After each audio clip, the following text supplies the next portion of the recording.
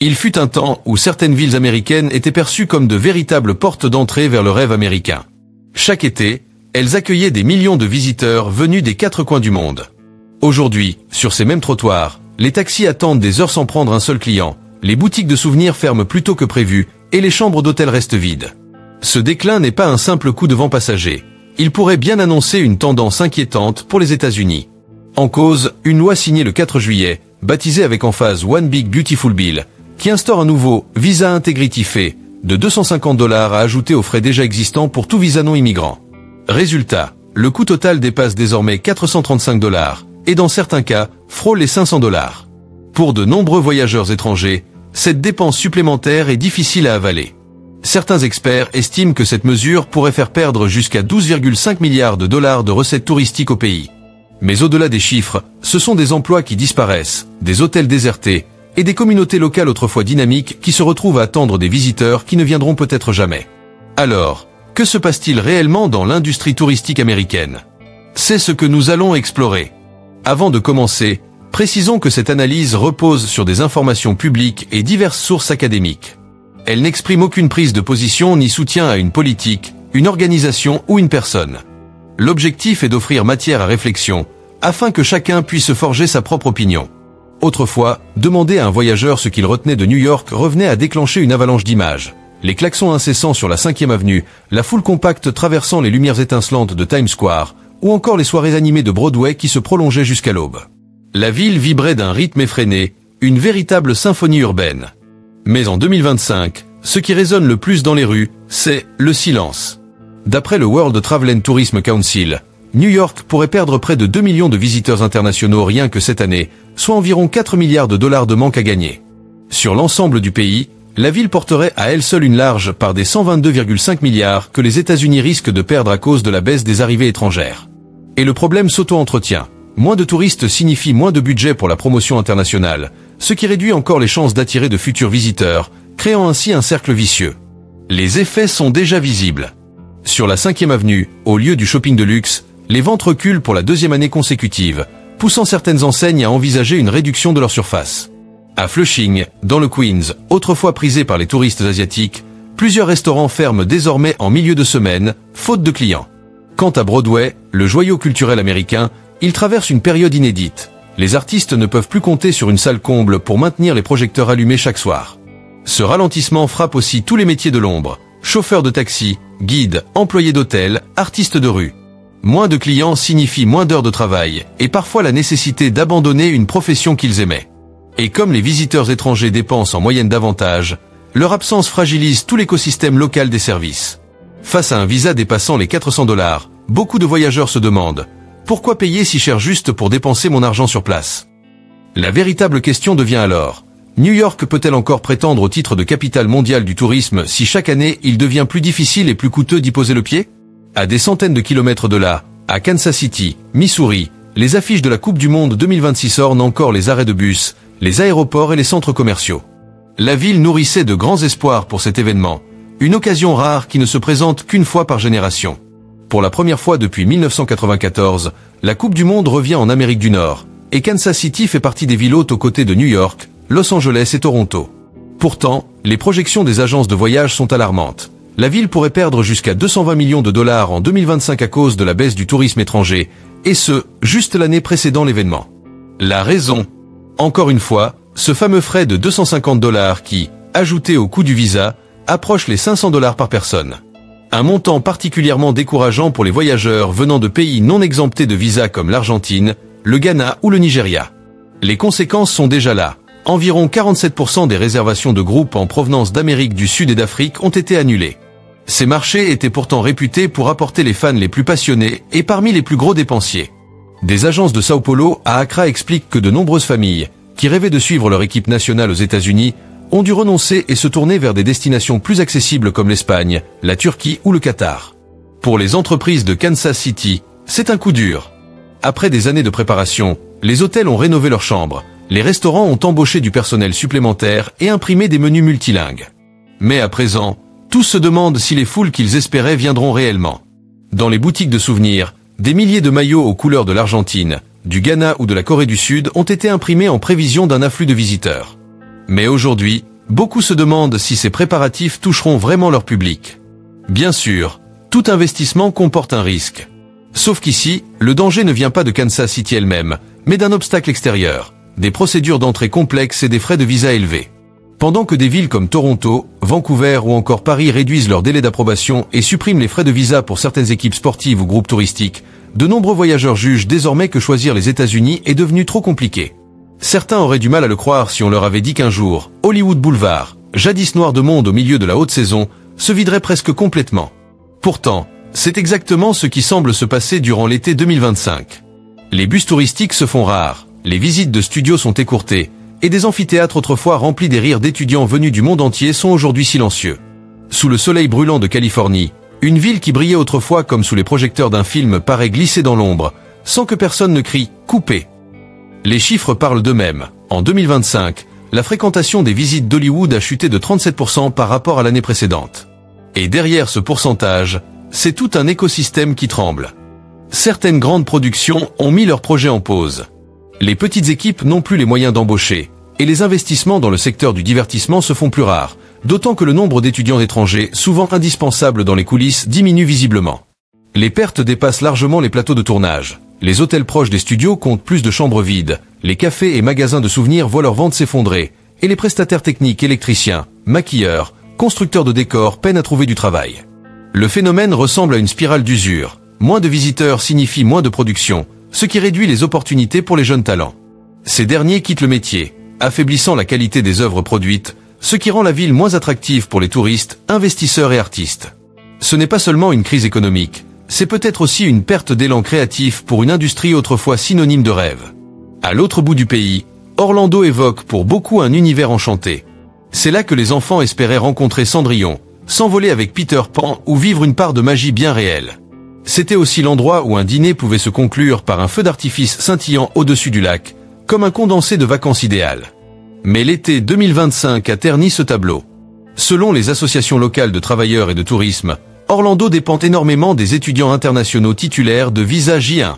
Ces saisonniers travaillent comme serveurs, guides, techniciens de scène, agents logistiques ou employés d'hôtel. Or, depuis l'introduction du fameux frais d'intégrité de $250, le nombre de visas J1 a chuté brutalement, dissuadant de nombreux jeunes venus d'Europe de l'Est, d'Amérique latine ou d'Asie du Sud-Est. Les conséquences se font sentir partout. Les parcs à thème et les complexes touristiques manquent de main-d'œuvre. À Disney World et à Universal Studios, certaines attractions ouvrent en retard, des spectacles sont annulés faute d'équipe technique, et même la célèbre parade annuelle, moment phare pour les familles, a dû être raccourcie. Pour des visiteurs venus du Brésil, des Philippines ou même du Canada, attendre 2 ou 3 heures sous un soleil écrasant pour accéder à une seule attraction laisse un goût amer. Beaucoup repartent avec la même remarque. Nous avons économisé pendant 1 an pour ce voyage, et ce n'est pas du tout ce que nous avions imaginé. Les dîners prennent désormais près d'1 heure de retard. Les serveurs doivent jongler entre plusieurs fonctions, transformant l'expérience de service impeccable du Magic Kingdom en un simple souvenir. Et au-delà de la déception individuelle, l'impact s'étend à toute l'industrie. Sur Google Reviews et TripAdvisor, les avis négatifs se multiplient. De plus en plus de visiteurs écourtent leur séjour, dépensent moins et jurent de ne pas revenir. Certains complexes hôteliers ont dû fermer des services entiers ou fusionner des postes, confiant par exemple à un réceptionniste la tâche de jouer aussi le rôle de portier et de gérer la salle de sport. Pour beaucoup, San Francisco n'est pas seulement une ville, c'est une musique. Le tempo du Golden Gate Bridge enveloppé de brume matinale, le tintement des câbles cars grimpant les pentes abruptes, les lanternes illuminant Chinatown et le brouhaha de passants venus du monde entier, pressés entre cafés, musées, bibliothèques et campus universitaires. Mais aujourd'hui, dans ces rues autrefois animées, les panneaux « à louer » remplacent les vitrines familières. Un restaurant centenaire a fermé ses portes, sans projet de réouverture. Sur les campus prestigieux comme UC Berkeley ou San Francisco State, les cours sont désertés par les étudiants internationaux, autrefois le cœur battant de la vie académique. Les chiffres parlent d'eux-mêmes. En 2025, le nombre de visas étudiants F1 et de travail J1 délivrés à des ressortissants asiatiques a chuté d'environ 20%. Dans certaines filières de design, de technologie ou d'entrepreneuriat où ces étudiants représentaient plus de la moitié des effectifs, maintenir des classes viables est devenu un défi. Selon les instances éducatives de Californie, certaines écoles enregistrent jusqu'à 22% de baisse d'inscription. Les conséquences se font sentir dans toute la ville. Il n'y a plus assez d'assistants d'enseignement pour épauler les professeurs, les entreprises technologiques perdent un flux d'internes créatifs, et les incubateurs voient s'amenuiser la diversité des projets. Ce n'est pas un manque de bâtiments, mais un manque de talent. Chinatown est l'un des quartiers les plus touchés. Considéré comme la capitale culturelle chinoise d'Amérique du Nord, il a vu plus de 30% de ses commerces et restaurants fermés en un an, selon les associations locales. Parmi eux, le célèbre Sam W.O., institution vieille de plus de 100 ans, a tiré le rideau. Chaque fermeture emporte avec elle une part de mémoire collective. Et ce qui inquiète le plus les experts, ce n'est pas seulement la crise actuelle, mais la menace d'une rupture durable dans la chaîne de valeur que la ville a mis des décennies à bâtir. Les talents technologiques les plus qualifiés se tournent désormais vers le Canada, l'Australie ou l'Europe, attirés par des procédures plus simples et des coûts d'accès moins élevés. Quand des esprits brillants quittent le pays, non pas par manque d'amour pour l'Amérique, mais parce que les portes de la connaissance et des opportunités se referment, San Francisco peut-elle encore prétendre incarner la prochaine Silicon Valley? Ceux qui ont connu Bourbon Street à son âge d'or auraient du mal à reconnaître l'endroit aujourd'hui. Les groupes de musique de rue ont disparu, les scènes extérieures sont démontées plus tôt, et les ruelles, autrefois baignées de sons et de couleurs, s'éteignent avant même que la nuit tombe complètement. Une partie de cette perte d'énergie semble remonter à ce qui, sur le papier, paraît être un simple détail, le fameux frais de visa de $250. New Orleans n'a jamais été une puissance industrielle, ni un géant de la finance. Son âme repose sur d'autres piliers, la culture, la musique, la gastronomie et les émotions que ses visiteurs emportent avec eux.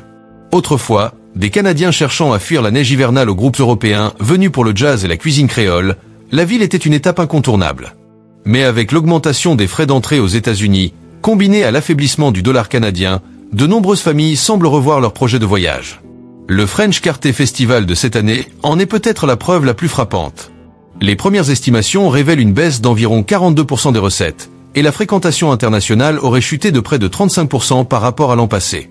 Les conséquences dépassent largement les simples chiffres. Des centaines d'artistes de rue, souvent sans contrat officiel, ont dû plier bagages, faute de public suffisant.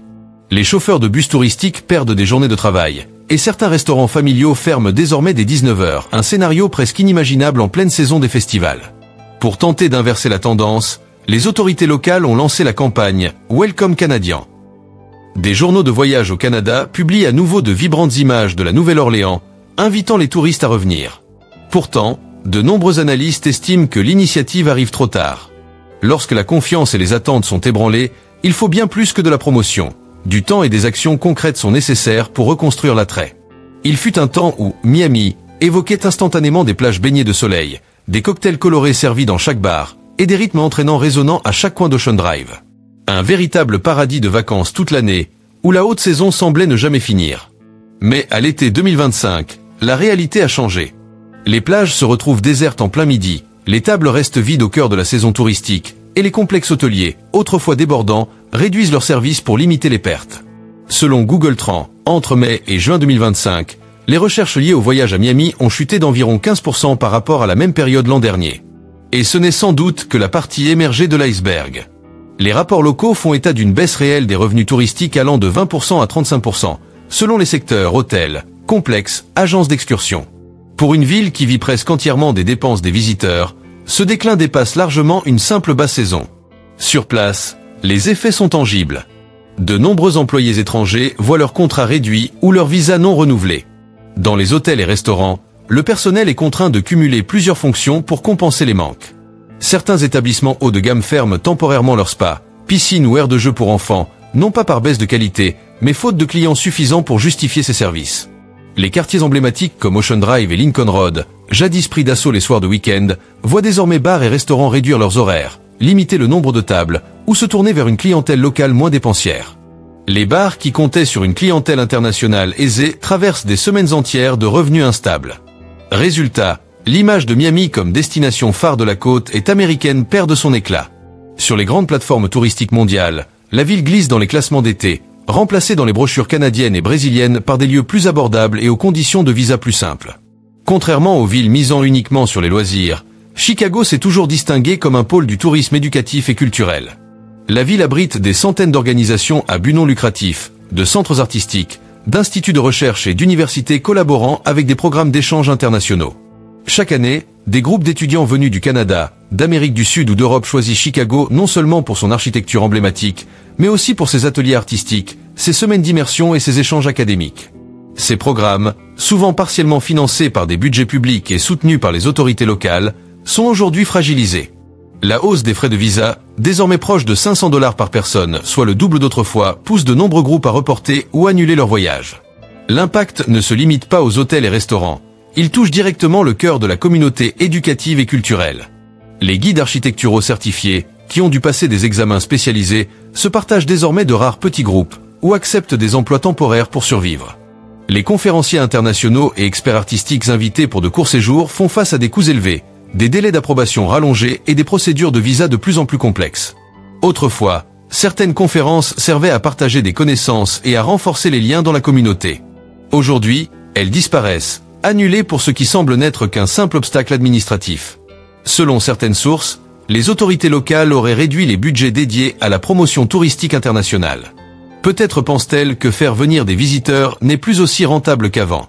Mais une telle décision pourrait bien enclencher un cercle vicieux. Moins de visiteurs, donc moins de promotion, et encore moins de visiteurs par la suite. Contrairement à Las Vegas ou New York, qui ont connu des chutes soudaines, Chicago semble, elle, s'effacer lentement, presque imperceptiblement. Miss Marple, silencieuse et immobile, observait le livre entre ses mains. Gwendalyn Harris, ce nom revenait à elle. Laetitia Vernon l'avait reçu un jour et ne s'en était pas séparée, contrairement à ce que Miss Marple avait imaginé. Elle n'avait pas brûlé tous les souvenirs de leur ancienne amitié. Cet ouvrage avait été conservé avec soin, peut-être dissimulé, mais jamais détruit. En le feuilletant, une feuille de ou séchée glissa doucement entre les pages. Et, tout au fond, un morceau de papier était glissé. Si tu lis ces lignes, c'est que tu sais que je n'ai jamais voulu que les choses prennent cette tournure. Pourtant, je ne regrette rien. La jalousie, c'est comme une faim, et la mienne, je l'ai nourrie au-delà du raisonnable. Elle m'a pardonné une fois, mais je n'ai jamais osé lui demander de recommencer. Je rends ce journal, car la vérité pèse, et je ne peux plus la porter. Peut-être que Charlotte sera meilleure que nous deux. Je l'espère. Tu avais raison, Jane. Peu importe ce que les gens racontent au village. Ce qui compte, c'est ce qu'ils refusent d'admettre eux-mêmes. Miss Marple referma doucement la lettre, puis le livre. Gwendalyn n'avait pas complètement fui.